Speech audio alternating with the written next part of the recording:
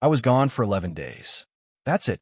11 days helping my younger brother fix storm damage on his place 3 counties over, figuring my own ranch would be exactly the way I left it because, honestly, it had been that way for almost 30 years.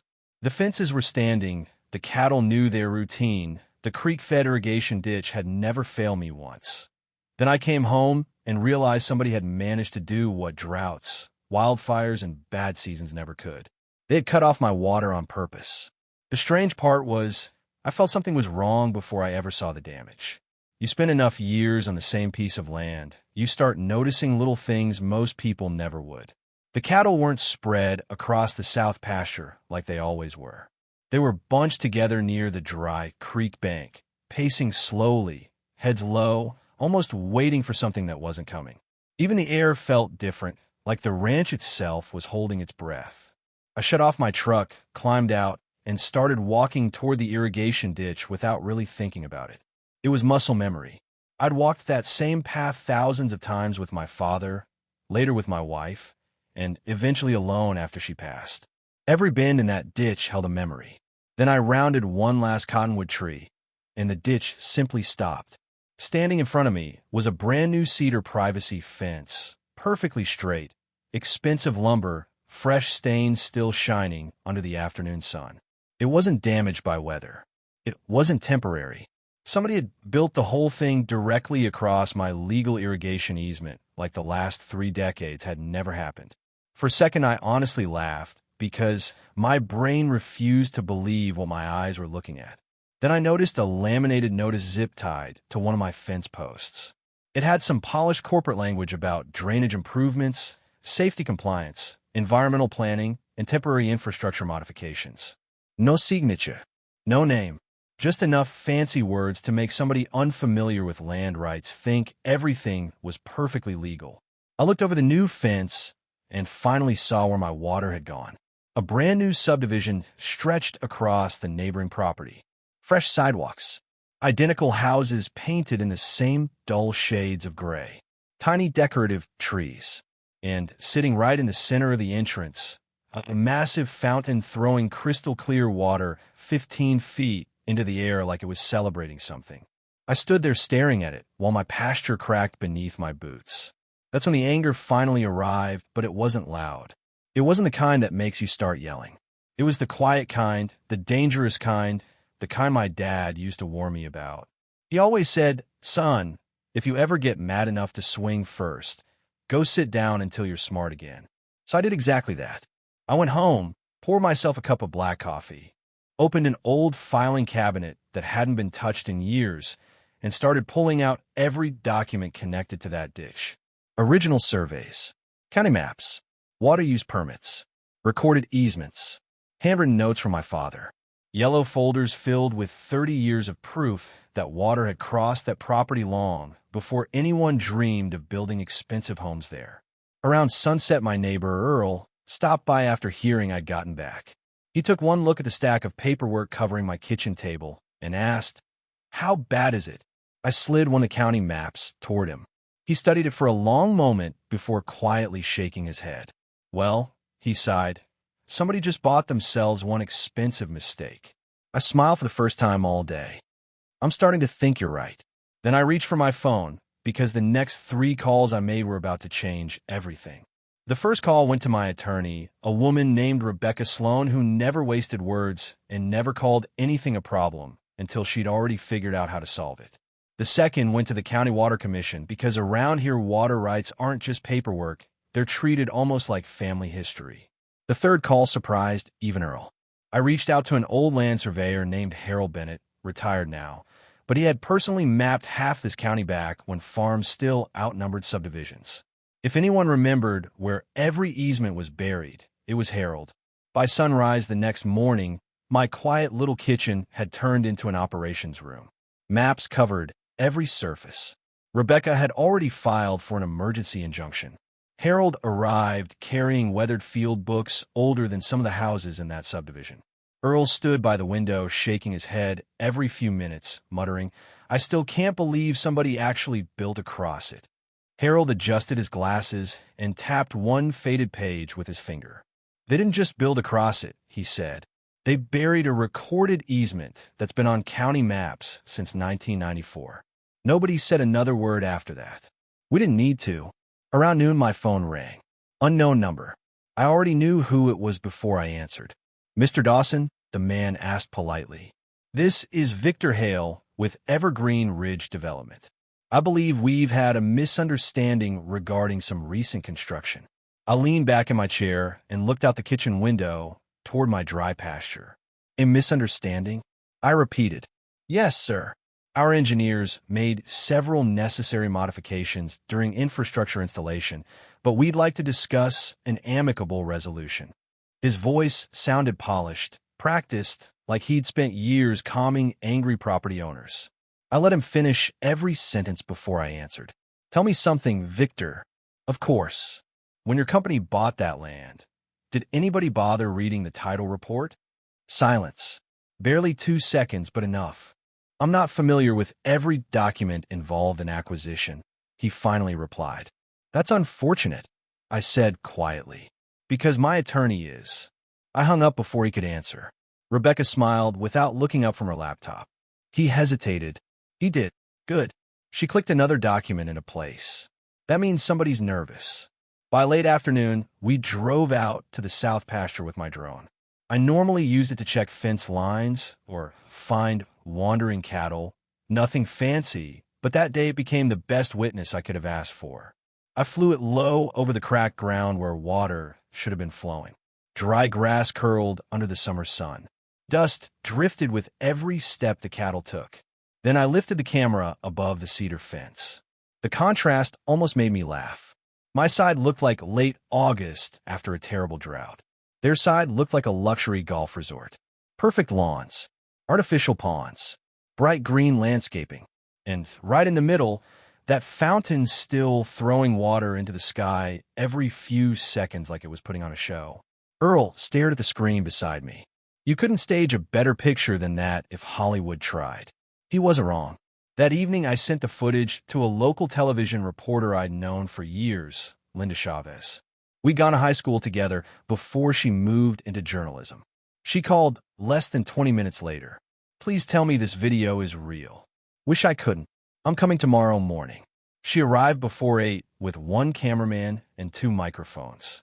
She walked the ditch, filmed the fence, interviewed Harold about the easement, then asked if I'd speak on camera. I almost said no.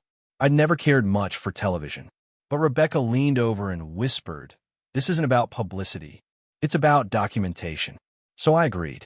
I didn't yell. I didn't accuse anybody of being evil. I simply stood beside that dry ditch and said, "This water crossed this property longer than most of these houses have existed. I'm not asking for anything new. I'm asking for what already belongs here." That evening, the story aired. It wasn't some national headline, just a 3-minute local segment. Around here, though, that's all it took. Phones started ringing all over town. Neighbors shared the story online. Local ranchers called asking if I needed help. Even people who had already bought homes in Evergreen Ridge began asking uncomfortable questions. 2 days later, Rebecca walked into my kitchen holding her phone with the biggest grin I'd seen all week. Title companies are flagging pending sales. I frowned. Already. She set the phone on the table. Once there's a recorded legal dispute involving access rights, lenders start asking questions. Buyers get nervous. Closings slow down. Earl chuckled from a porch. Now, they're finally paying attention. He wasn't wrong. 3 more days passed before another black pickup rolled slowly down my driveway. This one wasn't full of lawyers. The driver climbed out wearing spotless boots, pressed jeans, mirrored sunglasses, and the confident smile of a man who had spent most of his career believing money fixed everything. He introduced himself as Graham Mercer, president of Evergreen Ridge Development. He reached out to shake my hand. I looked at it for a moment, then folded my arms instead. His smile barely moved, but I caught the tiny twitch around his eyes. "Mr. Dawson," he said smoothly, "I'd like to make this right." "Funny," I answered. "You had a chance to do that before you built the fence." He ignored the comment and started walking me through a polished presentation about cooperation, community partnerships, and mutual respect. Finally, he named a dollar amount. It was more money than most people in town made in several years. Earl looked over at me from the porch, but stayed quiet. Graham smiled again. That should more than compensate you for the inconvenience. I couldn't help it. I laughed. Not loudly, just enough to make him stop talking. Inconvenience. I repeated. You know what inconvenience is. His confidence slipped for the first time. Excuse me. A flat tire is an inconvenience. Waiting too long at the grocery store is an inconvenience. What your company did. I stepped closer until we were only a few feet apart. Was cut off the water supply for nearly 200 head of cattle in the middle of July. The smile disappeared completely. That's called damage. For the first time since he arrived, Graham Mercer had absolutely nothing to say. Graham finally cleared his throat and looked over at the attorney standing beside him, hoping someone else would say something that could put the conversation back under his control. Instead, Rebecca stepped forward with a folder tucked under one arm and handed him a single sheet of paper. You've officially been served, she said calmly. The injunction has already been approved for review, and every lender connected to your remaining lots has now been notified that this property is involved in an active legal dispute. I watched the color drain from his face. It wasn't dramatic. It was subtle, the kind of look people get when they suddenly realize the problem is much bigger than they thought. He looked back at me and asked, almost quietly this time, "What exactly do you want?" That was the first honest question I'd heard from anyone at his company since this whole thing started. I thought about it for a second, not because I didn't know the answer, but because I wanted him to understand it. I don't want revenge, I said. I want to make sure nobody standing here ever thinks they can do this again. A week later, we met inside a conference room at the county offices. No television cameras. No reporters, just engineers, surveyors, lawyers, county officials, and a long polished table covered with maps. The confidence I'd seen in Graham a few days earlier was gone. Every few minutes, another expert explained exactly how expensive their mistake had become. The county engineer confirmed the easement had been ignored. The title specialist explained how pending sales were already slowing down because buyers hated uncertainty. The environmental consultant warned that delaying irrigation during peak summer could expose the company to even more liability if livestock losses occurred. Nobody raised their voice. They didn't have to. Facts have a way of sounding louder than anger ever could. Finally, Graham leaned back in his chair, rubbed his forehead, and looked straight at me. Tell me your terms. I slid one page across the table. First, the ditch stays open permanently, but I don't want another exposed channel. You're installing a reinforced underground pipeline at your expense, inspected by the county before it's ever turned on. He nodded slowly. Second, we're expanding the recorded easement. Triple the protection, triple the documentation. If ownership changes 10 times after you're gone, those rights stay exactly where they belong. Another nod. Third, I paused long enough for everyone in the room to look up. You compensate every measurable loss this interruption created, including pasture recovery, livestock stress, legal expenses, and projected operational damages. Graham looked toward his attorney. The attorney didn't argue. He simply gave one small nod. That was the moment Graham understood he had already lost. The agreement was signed less than 2 weeks later. Construction crews came back, but this time they weren't building barriers. They were digging beneath them. Heavy equipment installed hundreds of feet of reinforced pipe beneath the subdivision, restoring the water flow without leaving it vulnerable ever again. County inspectors documented every step. Survey markers were replaced. New easement records were filed. Everything that should have happened before construction finally happened after the lawsuit forced it. The first morning water flowed through that new pipeline. I walked out before sunrise carrying a cup of coffee. I stood beside the outlet and listened. There wasn't much to hear, just that quiet, steady sound of moving water finding its way home again. Within an hour, the cattle had spread across the pasture like they always used to. Watching them felt strangely emotional. People who don't ranch probably wouldn't understand it. To them, it's just water. To me, it was routine, stability, memories of my father showing me how to clean that ditch every spring, memories of my wife sitting on the porch watching calves play near the creek. Funny how something so ordinary becomes priceless the moment somebody takes it away. A few days later, Graham stopped by one last time. No lawyers, no expensive truck, no presentation. He stood beside the fence for a minute before speaking. I spent my whole career believing every disagreement had a price, he admitted. Turns out, some things aren't for sale. I looked across the pasture before answering. No, I said, some things are simply yours to respect.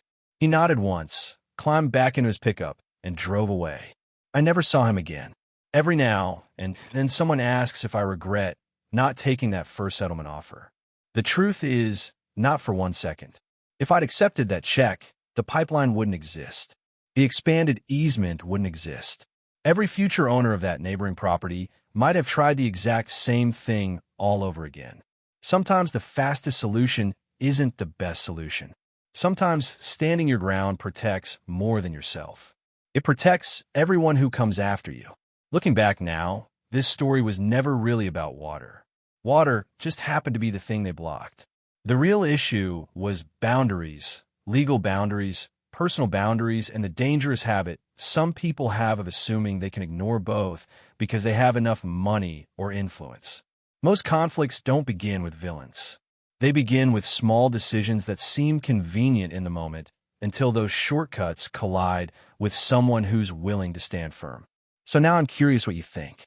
If you had been standing where I was, watching your livelihood dry up while a decorative fountain sprayed water into the air just beyond your fence, would you have accepted the first check and moved on, or would you have fought all the way to the end like I did? Let me know down in the comments, because stories like this always spark strong opinions, and honestly, that's exactly why they're worth talking about. If you enjoyed this story, don't forget to like the video, subscribe to the channel, and share it with someone who believes standing up for what's right is still worth doing. You never know who might need that reminder.